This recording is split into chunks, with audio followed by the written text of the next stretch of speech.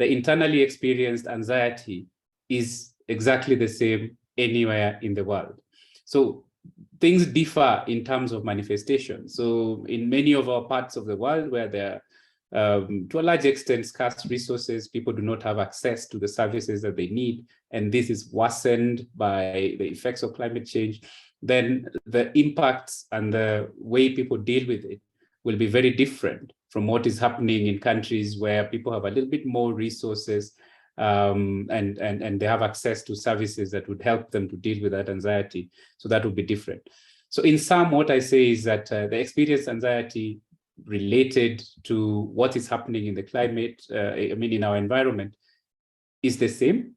And if you're going to define a uniquely African experience, then you're going to probably focus on how we manifest that anxiety and how we deal with it with the resources that are available to us. Thank you so much, Prof. And what I'm hearing you say is that we're having our own response, our own cultural response to eco-anxiety, which is very different from the West or the North, for instance. What do you think, Dr. Massey? Thank you so much. I will agree with Prof. Lukoya, because the definition does not change world over. Eco-anxiety is eco-anxiety, but what changes is how it presents. And I think what we need to contextualize, not only just in Africa as a continent, but in different communities, is ask ourselves, how does it present? How does it manifest in this community? In some communities, it might manifest in people either talking about it, people moving away, stress within the family. So the question is, how does it manifest in a particular community, more than how should we define it? The definition remains the same globally, but manifestations and presentation, especially when you're looking at it either as a researcher or as a healthcare provider or anyone who wants to intervene, the most important thing is to identify how it presents in different communities. Thank you, Dr. Massey. Over to you, Joy. I'd like to agree with what my colleagues have said, and just to add an aspect of, in addition to anxiety being the same, but having different manifestations, even coping and adaptation mechanisms will also differ in our context. So it's good to also, as we are defining eco-anxiety in an African context, also to identify what are some of the ways in which many different African communities have derived coping mechanisms from our indigenous and local knowledge, and then this should be able to inform some of the solutions that we can create. Thank you. And that speaks to contextualization and also using indigenous knowledge to support the scientific paper. And just to paint the picture of what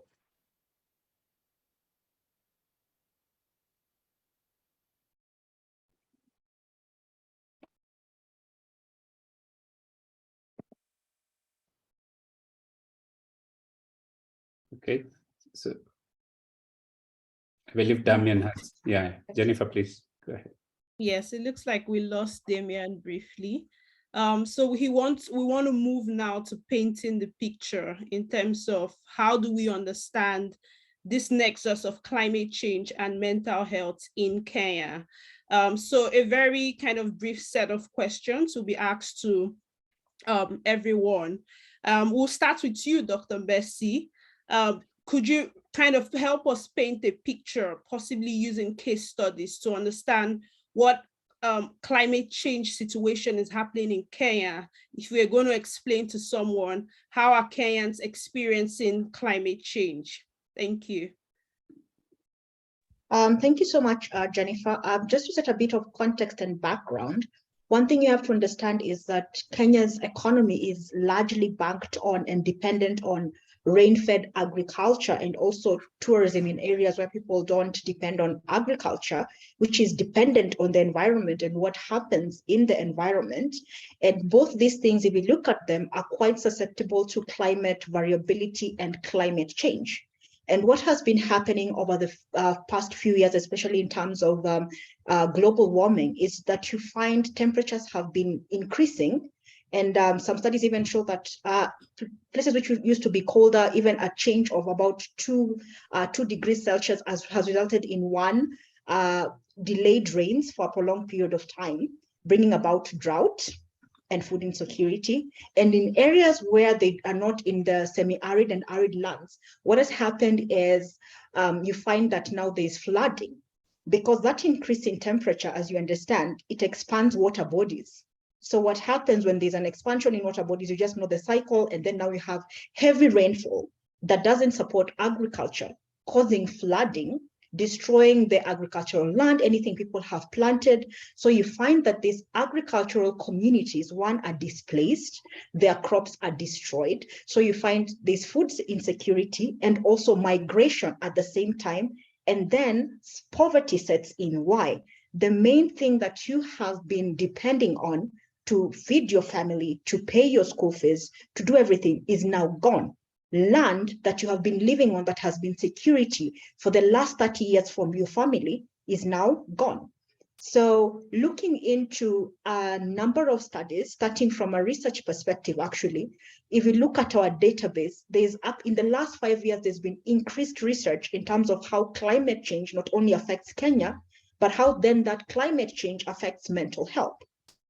So even starting with Prof. Lukoya and Joy, you have published a paper on the same, on how there's climate change affects Africa. And coming down to Kenya, you find, like in an area where I work, which is in Embu County in Kenya, there are 2 studies that I found which were very interesting. One was on the effects of climate change on mental health of smallholder crop farmers in Embu and Meru counties in Kenya. And then the same researchers went to look at what are the coping mechanisms that these farmers are using to cope with the climate change.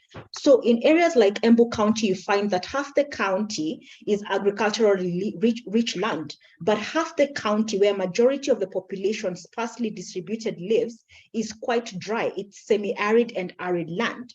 So what you find there is any slight change in temperature really affects how they grow their crops, how they survive. So these farmers have been unable to produce, and they have no other way of surviving economically. So what has happened in these regions is a lot of poverty has set in, and they have nowhere to turn to, nothing to do. So how have they been coping? Some of them have gone into heavy drinking. So alcoholism has actually been on the rise in these areas because that has been a coping mechanism. And the worst part of this is, since nobody has tied into the issue of how climate change affects mental health care, and also because of pre-existing primary healthcare systems that do not provide mental health care and do not recognize such things as psychological stress, only psychiatric illness, what happens is the healthcare system cannot support them to have healthier coping mechanisms. So they have turned to a lot of drug and heavy drinking, which, if you check, is actually in the area, although nobody has actually come up with that correlation and said, hey, this is how we need to intervene, because this is the origin. The climate change has caused this and now has caused people to go into alcoholism. And nobody has tied that. So that those are some of the evidence that we have, research evidence. And also in terms of climate change and primary healthcare, there's a very good study that was done in Kilifi to do with how the climate change there has affected food security, causing malnutrition and also causing a lot of stress. So there's actually, these are just a few studies that I am quoting here, but there's actually, you can find more than 20 papers around climate change and mental health care in Kenya. So looking at that setup and looking at what is happening also in terms of qualitative research, I think that is one of the things that we're lacking, to see exactly how people feel about climate change, because most of this research is quantitative, saying this number of people have been affected, they've been affected in this manner, but just listening to what they're talking about and listening to how they feel, that has not been done. But there's also been 2 reports done by USAID under a commissioned task force that talks about how climate change, the status of climate change in Africa, in Kenya specifically, and also how that climate change is affecting Kenya, which I think I'll send them through to you to see later. Then the other kind of evidence that we can find, actually news stories done by journalists. This is not mainstream research, but journalists who have gone to communities that have been affected. And there's one story that has really, if you look into stories to do with how climate change is affecting Africa and Kenya, there's one story in Baringo that I found really heartbreaking and really captures what's happening in terms of climate change, how it's affecting people and how they're coping. There's a story of a woman called Yator in Baringo, because Baringo is one of the counties that has been heavily affected by climate change and flooding. So this woman lost her farm, and the farm, she says, the farm I called home for nearly 30 years was completely submerged. I was in shock and afraid. For 2 weeks, I walked by the roadside speaking to myself. As you can see there, that is someone who is experiencing anxiety, almost going into depression and even psychosis because of what has happened to her. This is her acute reaction. And when she was asked, how did you cope with this? Because seeing someone walking by the road, talking to themselves, that is a huge mental problem, and it's an issue that needs to be addressed, but nobody has addressed it. So just to wrap up, she said she received no psychological support, and what did she turn to? She turned to prayer to recover. So now that shows you the context in how people cope. They are finding solutions themselves. Okay, I think my 1 minute is up. Back to you, Jennifer. Thank you so much, Dr. Masi, and thank you for painting for us that kind of picture. Also putting in mind that like our country, Kenya, and our continent, Africa, relies so much on agriculture. And so when that is disturbed a little bit, you know, like it causes a lot of constraints on the already limited resources. And also to just pick up from where you left about not getting enough care and not receiving enough psychological care, more especially. I'm just wondering, Prof, what do you think about our government, the Kenyan government? I dropped off when I was talking about our president looking forward to creating a commission that would look into climate change. What are your thoughts about that? What are your thoughts about what the Kenyan government is doing? And there's this term that is, you know, spreading all over social media called solastalgia. What does that mean? All right. I may begin by, quickly discussing what solastalgia means. This is a term that was coined by Albrecht that discusses, tries to paint a picture of somebody who is in their indigenous or normal environment, but then feels homesick because the environment has changed over time to be as though they moved to another different environment. And because of climate change and environmental degradation and other impacts, a person starts feeling homesick, basically hankering after a past environment, how their current environment looked like at some point in the past when things were better. So it is one of the core drivers, in my view, of eco-anxiety, where somebody starts feeling uncomfortable in an environment where they're supposed to be rooted. And in many African contexts, your home, where you were born, where your ancestors were born, or where your umbilical cord was buried, your placenta was buried, rather. People have a strong connection to this land and this place. And when you start feeling like you're in a strange place when you're at home, this is the definition of solastalgia. And this, again, as we said earlier, then manifests differently. People start looking at alternatives, looking for places that look like how home looked like in the past.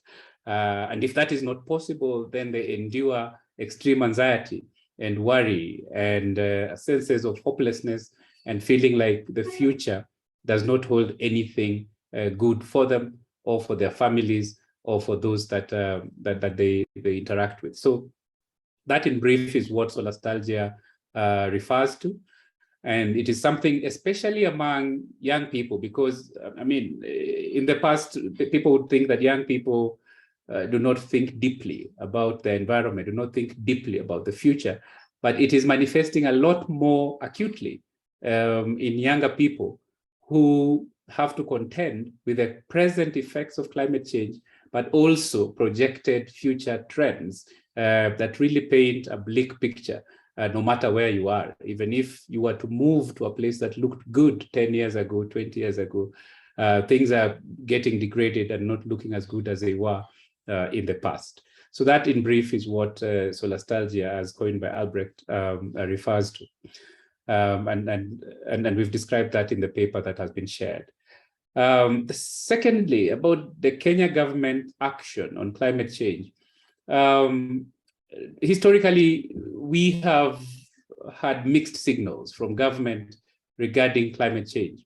While the official policy has been about conservation, has been about protection of ecosystems, has been about promotion of biodiversity, and steps to prevent and mitigate climate change effects.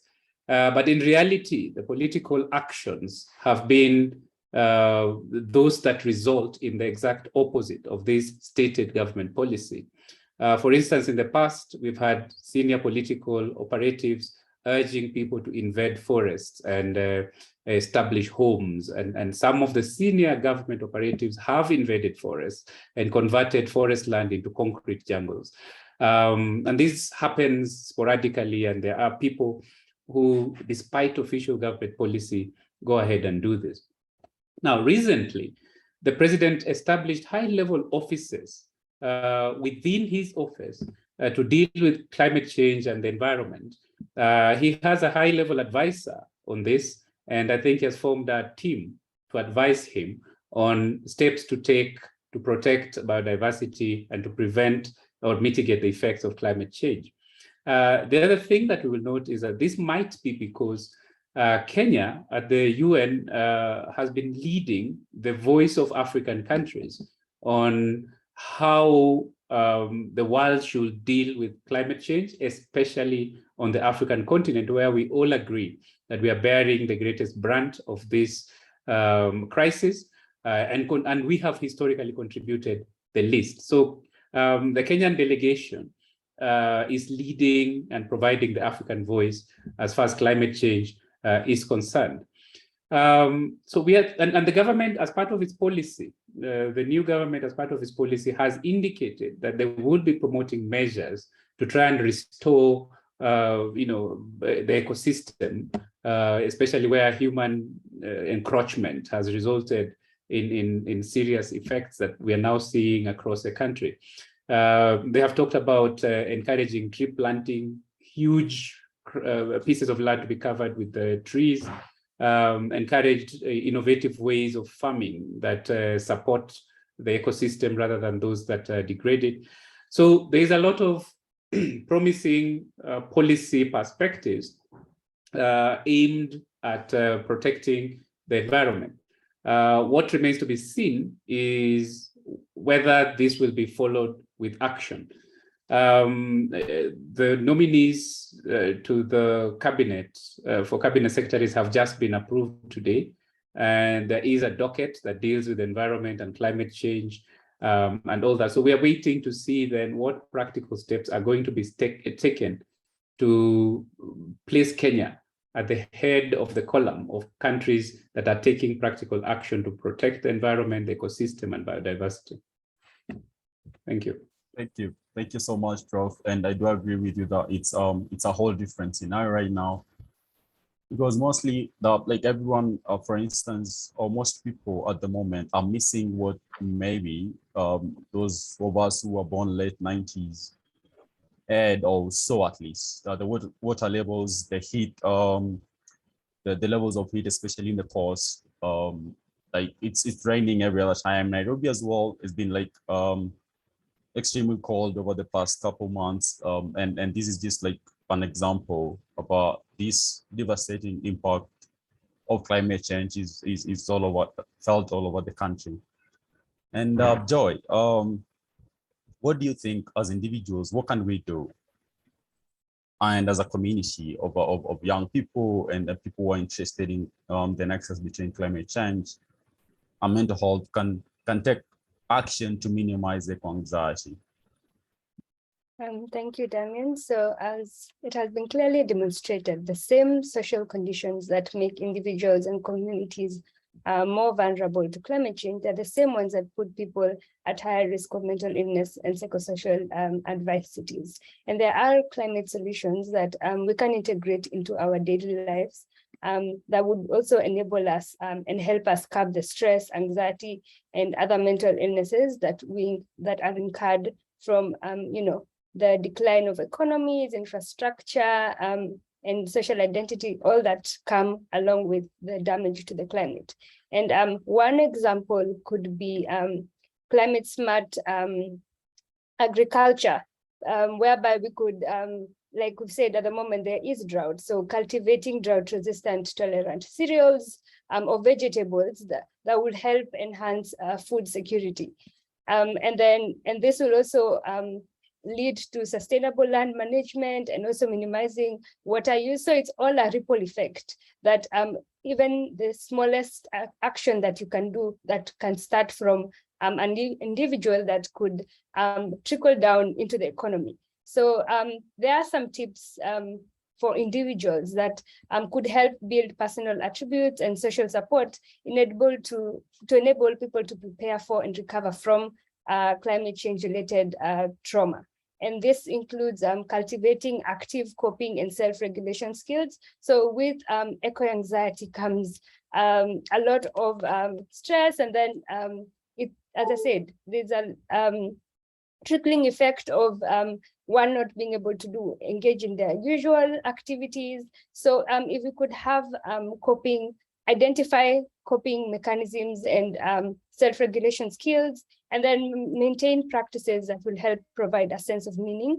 Because at the end of the day, there's that sense of interconnectedness between the families, your own environment, culture, and even the community. And even as Prof rightly explained, the nostalgia, it's all related to, if you feel like your community, like what you are used to and what is happening now, it's all different. So trying to promote and this connectedness. And so what can we do? We could be able to care for ourselves through the healthy habits, everyday healthy habits, being able to participate in mindset training to prepare for adversity and adaptation through increased awareness of our emotions, being able to accept that climate change is happening. This is how I feel about it. This is how it is affecting me, and what can I do about it? And then also into the communities, there are some tips for the community that could strengthen our response to acute events and confront the gradual changes that we experience as a result of climate change. And as I started with the climate resilient agriculture, where we do plant agricultural products that would help withstand the shock of climate. Also reducing the disparities and paying attention to populations of concern. There are very many vulnerable people in our society, and also taking care of them, not forgetting them in this time of the climate crisis, engaging and training community members on how to respond, reach out to them, explain to them what is the nexus between climate change and mental health, because many people are not do not know to what extent, because most of the time mental health is taken as an indirect effect of climate change, but we can see some direct effects. So just showing them that yes, this is happening, this is real, and the community awareness, and then ensuring distribution of resources and clear communication about the effects of climate change. Thank you. Thank you so much. Thank you so much, Joy. I saw the other day the First Lady speaking about how she's dedicating her resources to supporting families that are being impacted heavily by drought. And I'm eagerly waiting to see the kind of strategy that she's going to deploy to make sure that the impact is really sustainable and supportive of the communities that are facing some of these most devastating impacts.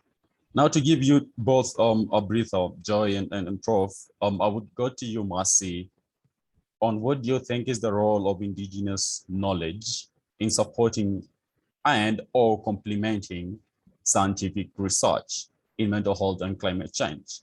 And how can we model, or how can we foster this relationship going forward to make sure that the impact is widespread? Thank you, Damien. One of the things that I think is very important is what we keep mentioning: community engagement, involvement, and empowerment. That means every time we go into the community, whether as researchers, whether you're going there for an intervention, you need to be able to involve the community in the conversation. And I think one of the important aspects of research that could help us understand more about communities, their environment, and where they've come from is qualitative research into their life experiences, into how they define things, into how they measure things. Because you will find that if you talk to communities, you will realize that every 3 years or every 5 years, during a certain period or during after every certain period, you find that they either experience drought or they experience floods, or even their grandparents had told them how to know when the environment is changing. For example, they'll tell you, before, when I used to grow these beans, they used to grow to this height, or they used to grow to this, size, but now they're growing to this other size. That's a change that they notice. As a farmer, they can notice because it's been passed on from one generation to another within the family. But because we never look into it, we never involve communities. Apart from doing quantitative research, we don't do a qualitative aspect to back up what we have found.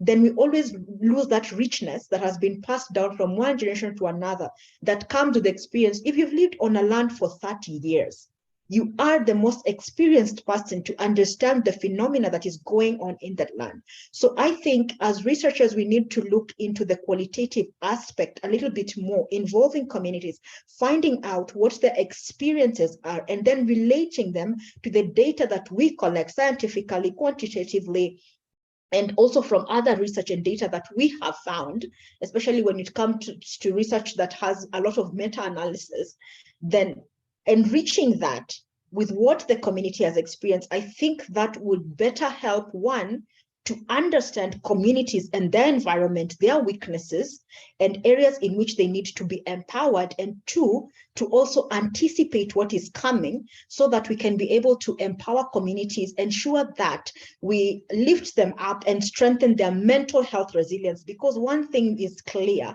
climate change is happening, global warming is happening, all this is happening. But then the question is, how do you deal with it? Because if it is already set in motion and within the next 5 years, you're going to be experiencing short rains, no rainfall, etc., the answer is, how are you going to cope? And I think that is how we can bring in communities, talk to them, do research and find out their weaknesses, their previous coping mechanisms as well, and see how we can strengthen those weak areas and support them better when it happens and after it happens. Thank you. Over to you, Damien.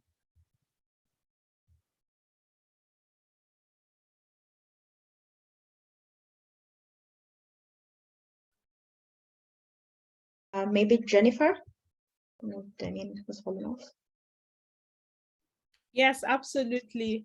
I was just going to ask you before we go to the final session, because we have a few more minutes left. What sparked your interest in this, being, a doctor? So, so much about climate change and the environment. You are sort of like an environmental activist in your own right. So just wanting to know how this interest came about. Yeah. So as you heard, my discipline is family medicine. And with that, our training encompasses everything. When I go to a community, when I look at a community, it's what we call the biopsychosocial approach. I don't just look at a patient standing in front of me. This is a person who comes from a family with its own complexities, who comes from a community, and that community lives in a certain environment. And what we don't realize is how much that environment, both socially and physically, affects the health of the people who come to us to seek healthcare. And that understanding is what can help you treat communities better and improve population health. And one of the biggest ones right now, especially if you've heard about One Health, the One Health movement, it is just a reiteration and reminding us that as much as we live on the earth supports us, as much as we support it. So if the earth dies, we die with it. So that understanding of the biopsychosocial approach, how environment, psychological environment, social environment, and also physical environment affects the health of communities I serve is what has sparked that interest. And that understanding is important because we keep talking about social economic determinants of health, but we don't go the extra mile to look at everything. And one of the most neglected areas, as always, has been the environment. And people, I think, also in the advent of COVID and other pandemics, people are realizing how important environment is. And the other thing that also sparked my interest is this: the healthcare sector is one of the biggest polluters of the environment. So we are the same healthcare providers who are supposed to provide healing, but we're also killing the environment that's supposed to feed us and also feed our patients and take care of them.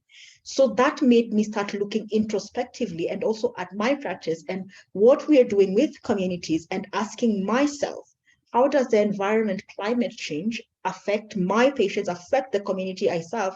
And how will this look like in future, especially with mental health? Because like 1 in 4 Kenyans, it said, is experiencing mental health issues. And we cannot ignore the environmental factors and how they play a huge role in causing mental health issues, especially if you work with rural communities, because I work with rural communities. And like I mentioned, agriculture is a big part of that. And climate change is hitting them so hard. So that had to spark my interest, and I really had to go into it and understand it so that I can help populations better. Thank you. Thank you so much, Dr. Betty.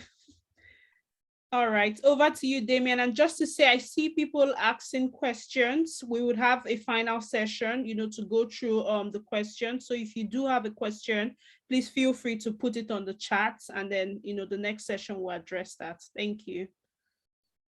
Thank you so much, Jenny and Dr. Masi.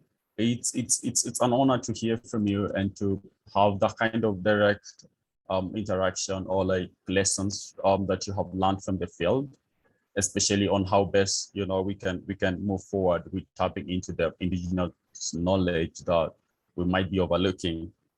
And coming to you, Prof, what do you think Kenyans, as a people, what do you think we can do? How can we support the government or complement the efforts the government is making?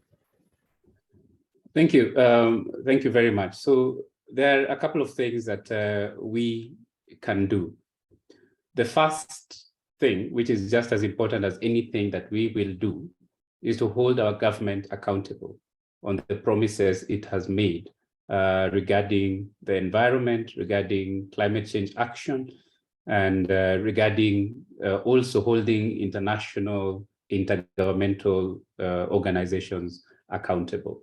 So this is something we can do. This is something we must do. There's no way of divorcing our action from pushing our government to do what it has promised to do, because we think that what it has promised to do is the right thing to do.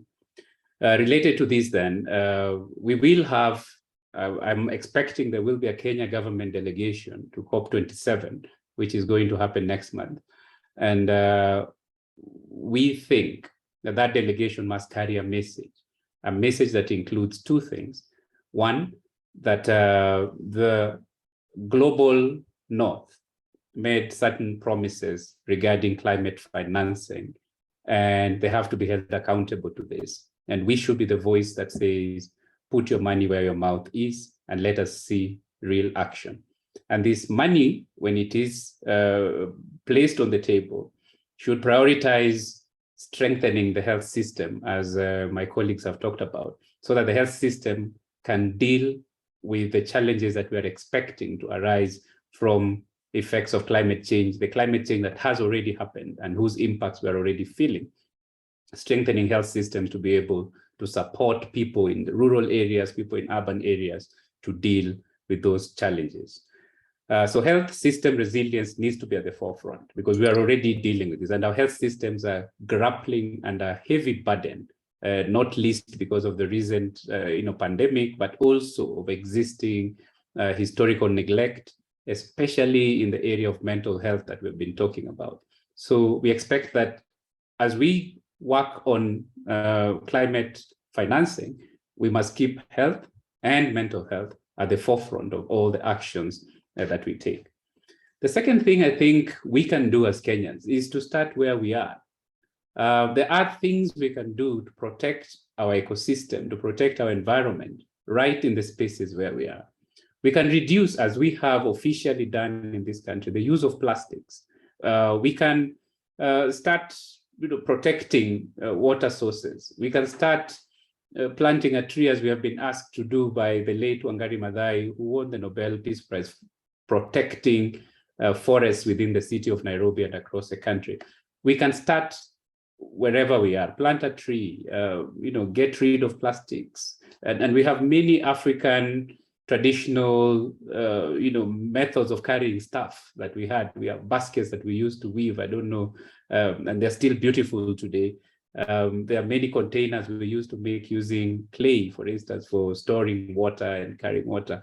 And there are many innovations around that we can learn from and innovate with to protect the environment. So start where you are, but also hold the authorities accountable for the promises that they have made.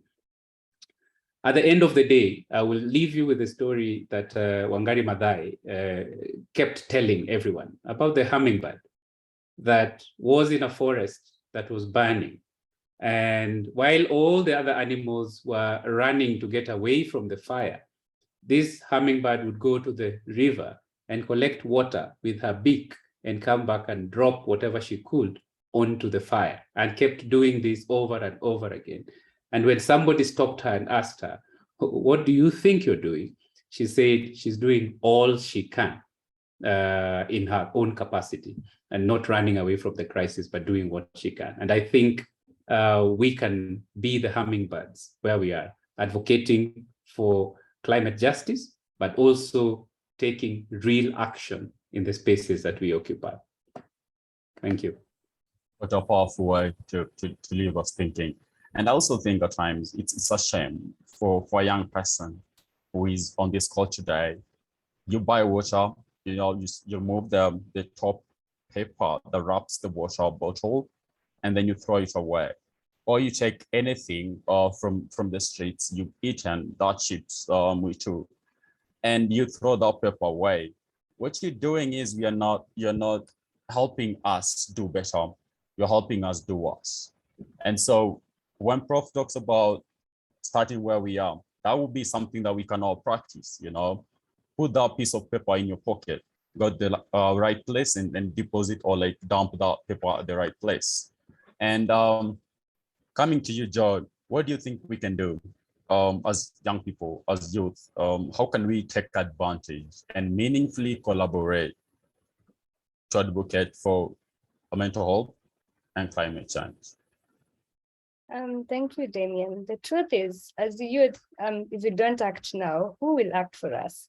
And we are not in a position of privilege to ignore the impact of climate crisis, because it already has great impact on our daily lives. So one way can be advocacy, whereby we raise our voices, speak out about it, mention it. It's the one step that everyone can do. Mentioning how, the impacts that climate change has. Also, I'm calling the West to be accountable, even as Prof mentioned the editorial on COP27 climate change conference, urgent action needed for Africa and the world.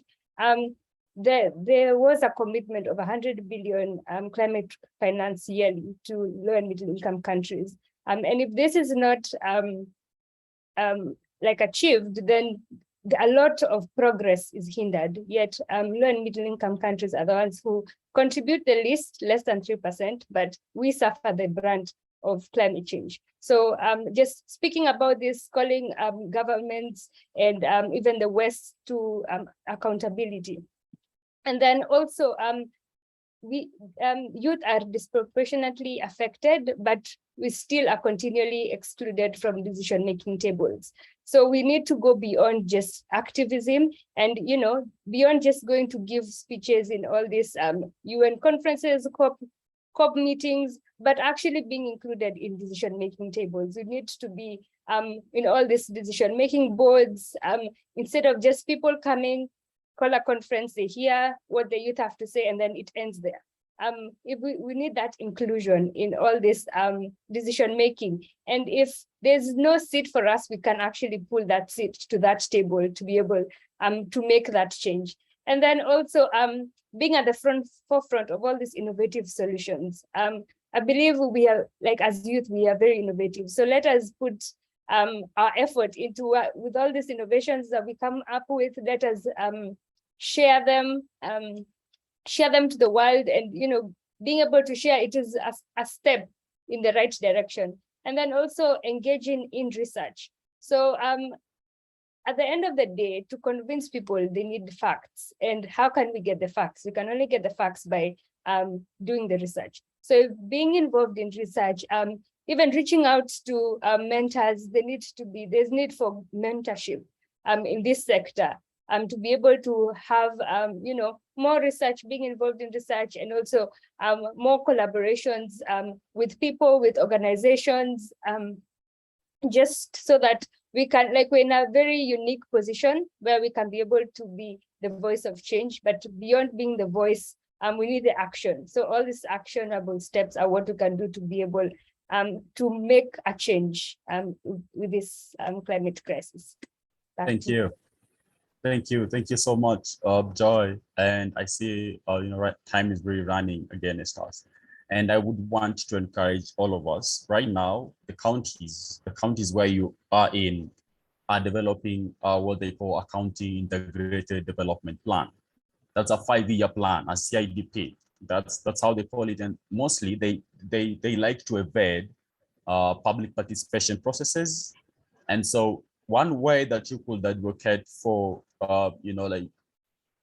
improved infrastructure, or improved investment in the nexus between mental health and climate change is making sure that you attend those public participation forums and make your pleas heard.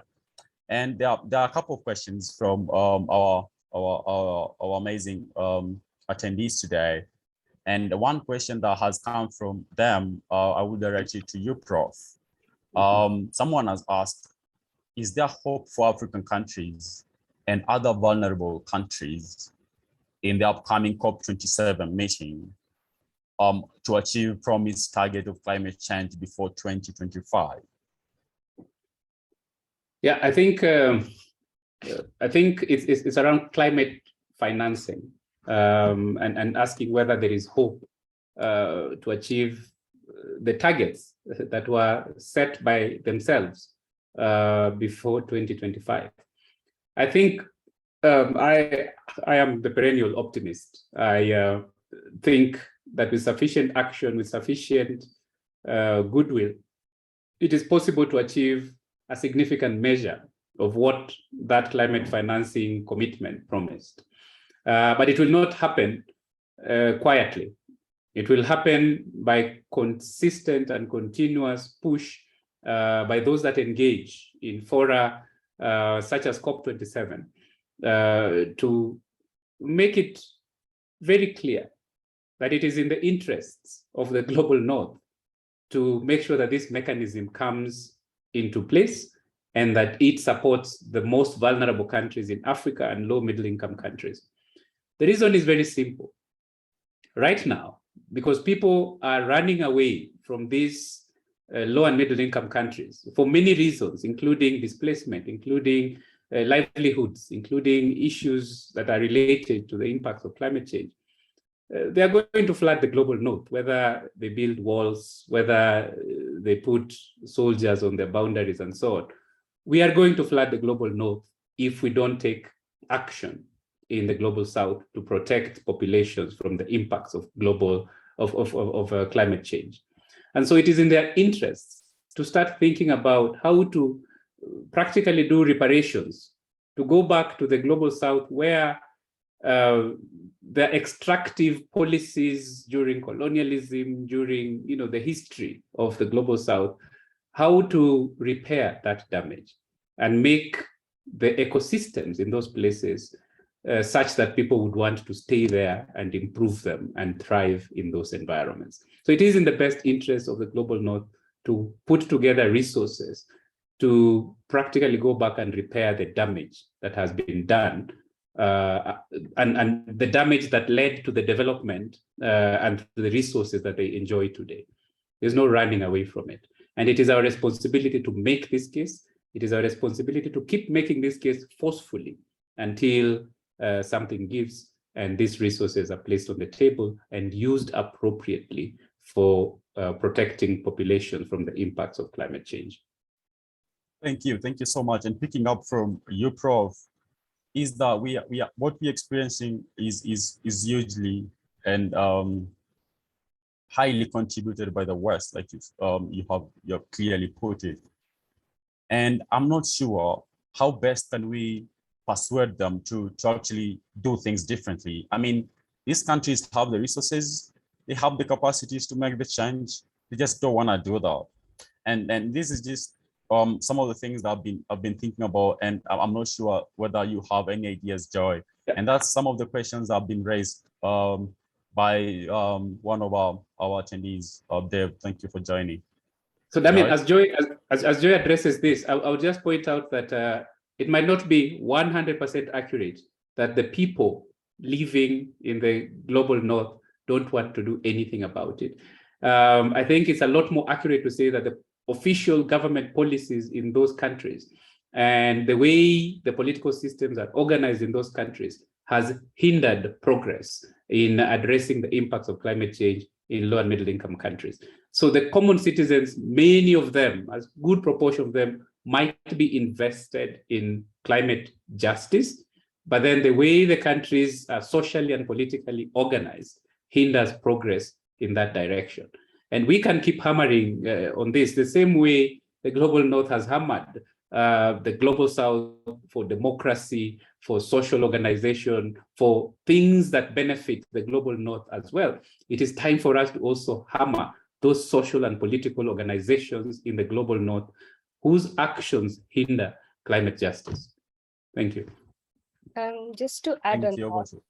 that, one of the ways we can hammer and would be through targeted hammering. So recently we came together with a group of 23 young global health leaders, and then we targeted the G7 and G20 meetings just before they were held, and we did an open letter to them to show them that there needs to act on the commitments made to strengthen global governance in order to address the current crises that are facing us.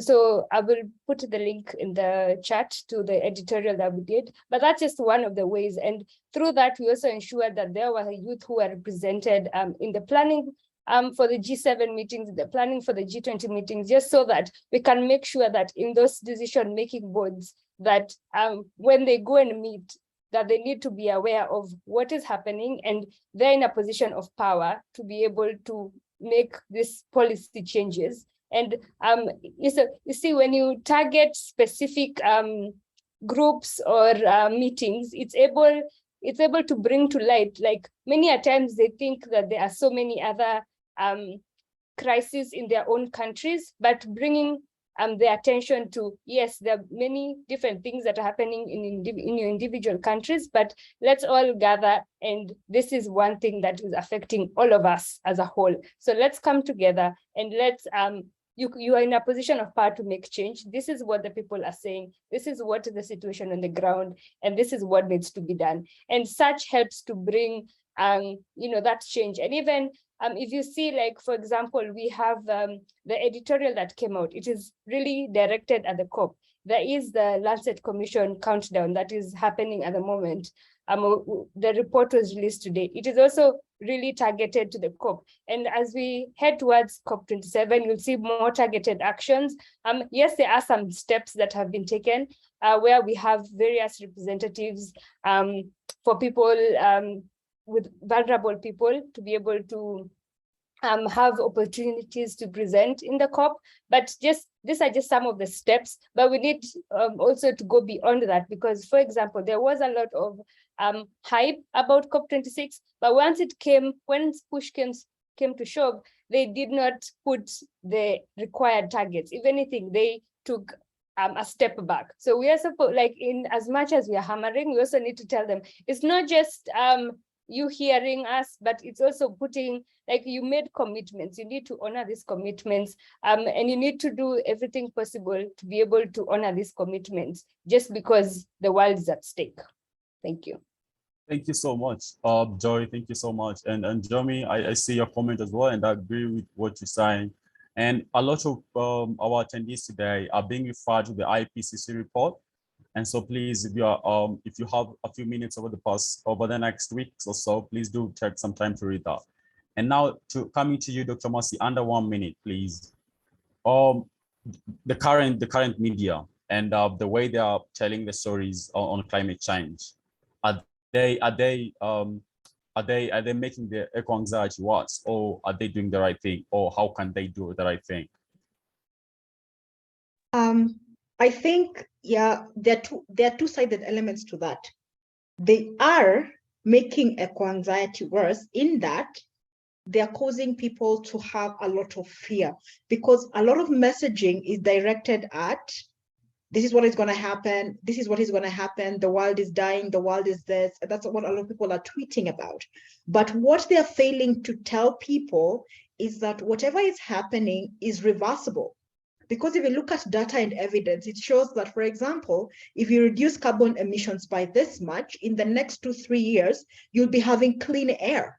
So the messaging, depending on who is doing the messaging and how much knowledge they have, there is messaging that's causing eco-anxiety, but there is messaging that brings hope. So I would encourage us, even as youth, when you use Twitter, when you use Twitter Space, whatever you're using, remember, one, to bank on evidence, to remind people that despite the fact that this is going to happen or this is happening, it is reversible. So it has to be a message that comes with warning, yes, mitigation, yes, but also hope that this is reversible and it can be done and it should be done and things can get better.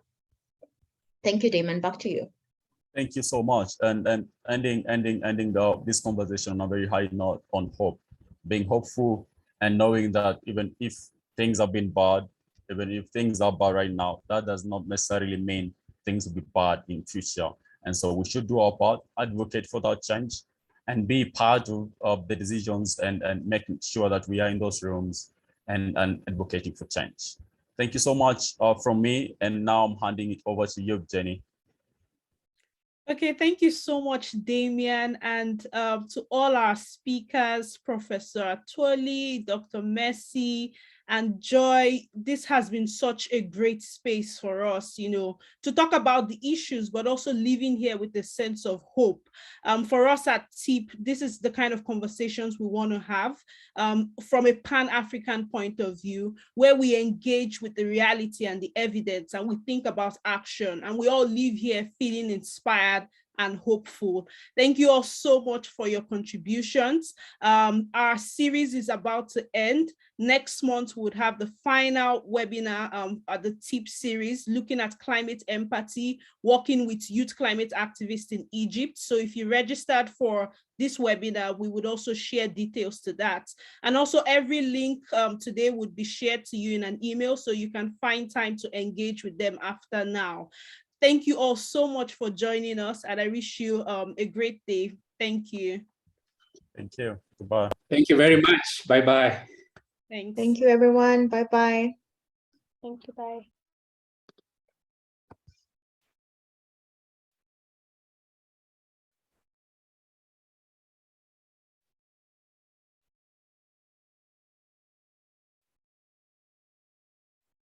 Hi, Jennifer. I'm joining you.